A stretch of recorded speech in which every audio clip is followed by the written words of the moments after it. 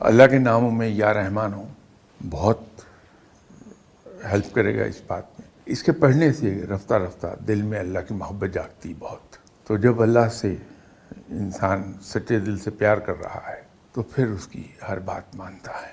اسی طرح سورہ بقرہ اس سلسلے میں بہت معاون ہوتی ہے کہ اگر ہم ریگولرلی اس کو پڑھ رہے ہیں. ظاہر 250 پارے پر محیط ہے وہ. ایک وقت میں تو آج کے زمانے میں پڑھنا اتنا آسان نہیں ہوا جتنا حصہ آسانی سے پڑھ سکیں.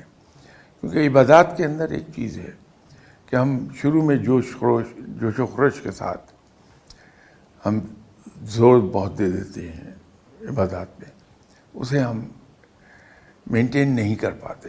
تو عبادات کے اندر انسان کو ایک کام یہ کرنا چاہیے کہ وہ ہم اتنا کریں جو ہم ہمیشہ کر سکیں ریگولرلی.